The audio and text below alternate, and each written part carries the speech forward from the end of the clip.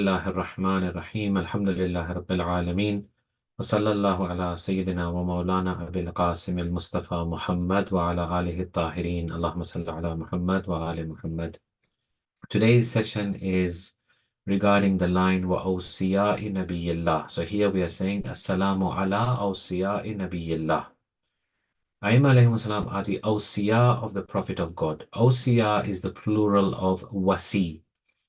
Wasi literally means one who joins one thing to another. So for example, the will and testament of a deceased person is called wasiyah, because through this he is able to have a say in what happens to his wealth and property, and hence he joins the power he had over his wealth when he was alive to now that he is deceased, he still has some powers. Hence that is called wasiyah, from the same root. And because the deceased, in order to explain what his wishes regarding his wealth and property are, he has to instruct and advise others. So therefore, it then gets used, it has come to be used for all manner of advice and instruction. There are many examples of this word being used in the Holy Quran. For example, وَتَوَاسَوْا بِالْحَقِّ وَتَوَاسَوْا بِالصَّبْرِ. Tawaso is from the same root, wasi, wasiya, advise one another, tawaso.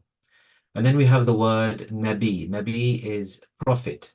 We have discussed this term in more depth in previous sessions, so I won't go into it now.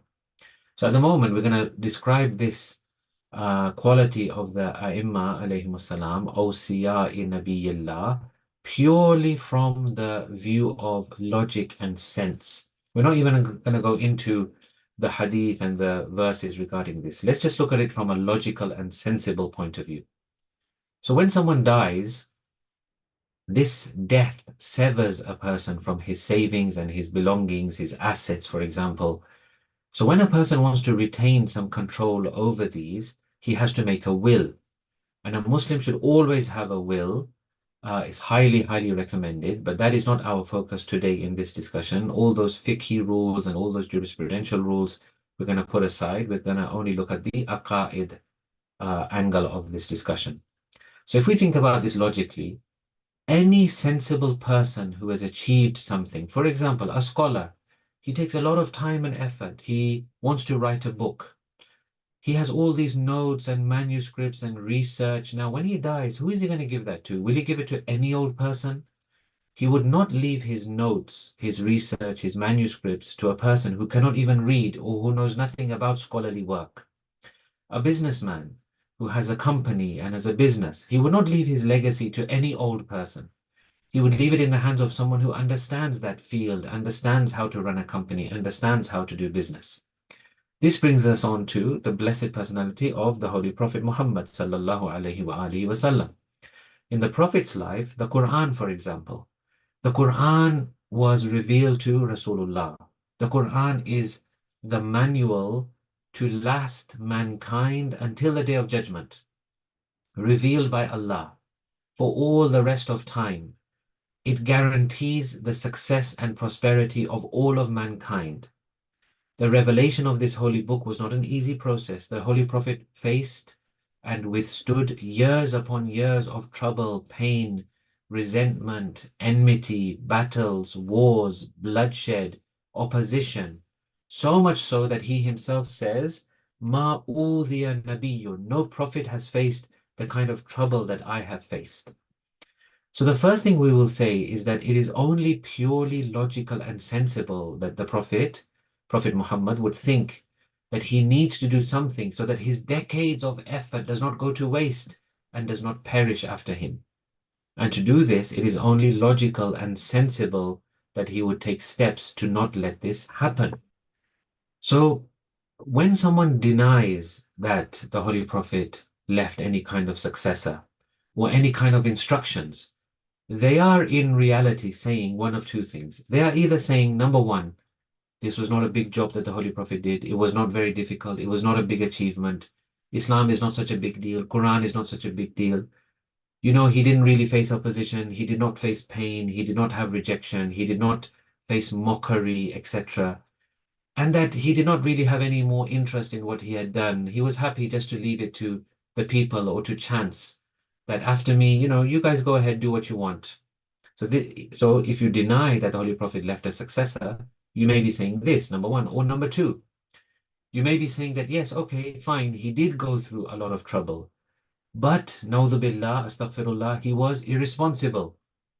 He didn't know how to plan the future. He did not know the importance of planning. He did not know how to think about the next stage of Islam after he dies. He was a bad manager, a bad planner. He did not have the skill of future planning and care for the message that he brought. Actually, if we say that, then we'll have to say even another point, that Allah Himself did not care, did not plan, could not manage, could not see the future, did not have oversight, did not have insight. Na'udhu billah, we can never say this. So if we say that he didn't leave anyone after him, he didn't leave any instructions, then we are saying either one of these two things. And then on top of that, what we will say, well, what we will have to say, or what these people will have to say, is that, well, the first and second caliphs were even more far-sighted, and they were so well planned, and they were so wise, and they were so clever, and they were so intellectual, and they cared so much about this, more than even the Prophet, that either they appointed the next person after them, so Khalifa number one appointed Khalifa number two, or they set up a committee, Khalifa number two setting up a committee to appoint the next person after him. So they were even better than the Prophet at planning and at caring for the message. Of course, these things are ridiculous. What we say is that, look, the Holy Prophet did care. He knew how much trouble he went through. He did care. Allah, of course, cares about this message. And so it's definitely logical and sensible that someone like the Holy Prophet, being so far-sighted, being so intellectual, being so caring about this message, putting his life and blood and sweat and toil into this, he would never leave it to just people that they take care of it themselves. On top of this, the other accusation that the first and second Khalifas knew more and were caring more than the Holy Prophet, of course, we will say this is just ridiculous. There is a counter response of this to this, of course. The counter response from those people is that the Prophet did care about this. He did discharge his duty. How did he do this? He left it to the ummah. Leaving it to the ummah is good enough.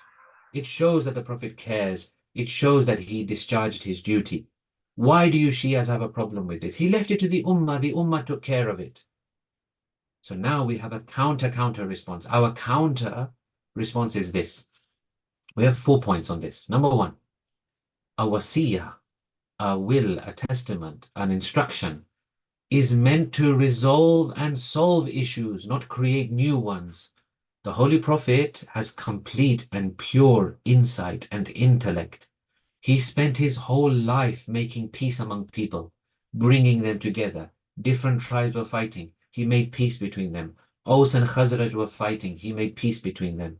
Ansar and Muhajirin had tension and stress between them. He made peace with them. Everywhere he went, he was the prophet of peace, with the message of peace. He is Rahmatun lil Alameen, sent by Rabbul Alameen. He would not just leave it to the community of the Muslims, and then that would create massive splits in the community. The Shia-Sunni split is on this point. The Shia-Sunni split and all the tensions, the strife, the sectarianism is all to do with this point primarily. Would we say that the Prophet would leave it in this way, that he, instead of solving the issues, he would create so many more issues? Furthermore, on this first point, the closest people to him testify to this.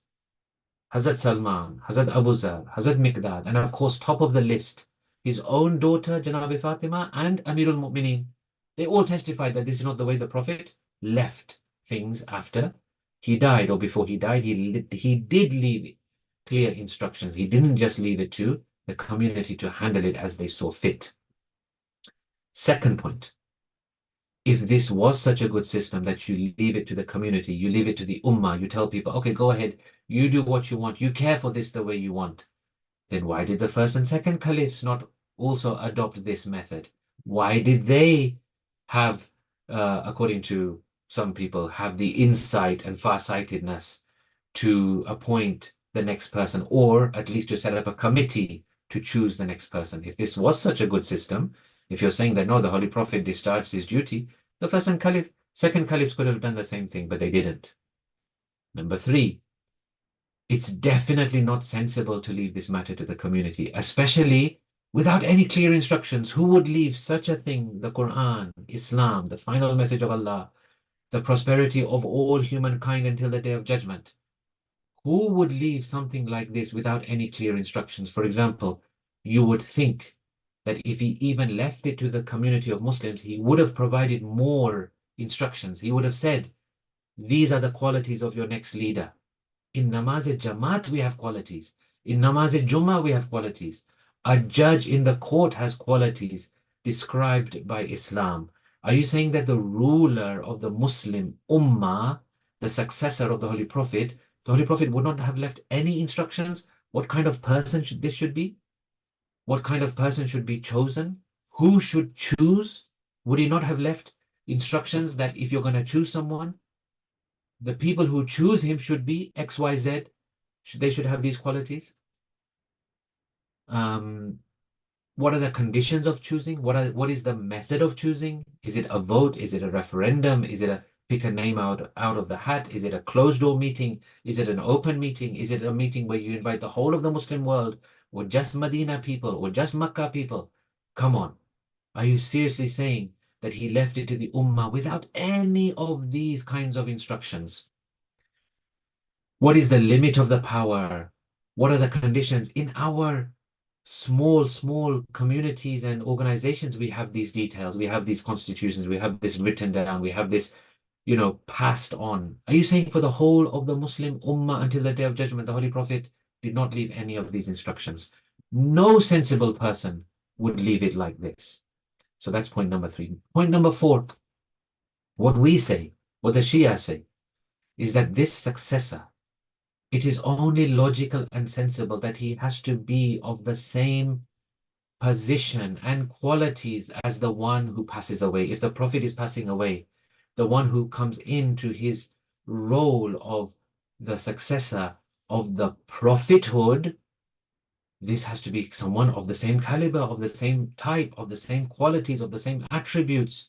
Because here, remember one thing, we are not talking about the personal successor of the man called Muhammad ibn Abdullah. We are not talking about the personal successor who deals with the clothes and the money and the house of the Holy Prophet. No, we are talking about the successor to prophethood, who is inheriting this station of being the representative of God, because we say imamat is a continuation of the system of prophethood.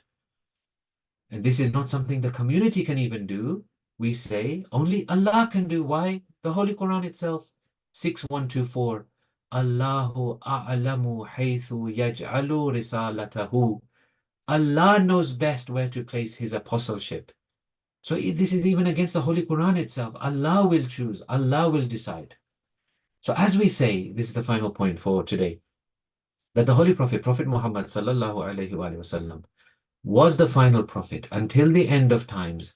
He was in communication with Allah. He was appointed to lead all the jinn, all the men, all the mankind until the day of judgment. All these centuries, his successor therefore has to have these types of qualities. The successor of the prophet must also be in communication with Allah, appointed over the jinns, appointed over mankind, having knowledge of the Quran, having deep knowledge of everything you can think of, which is for humankind's prosperity and success until the day of judgment. So this was just from the logical angle. We didn't even go into hadith, we didn't even go into Quranic verses except for this one verse.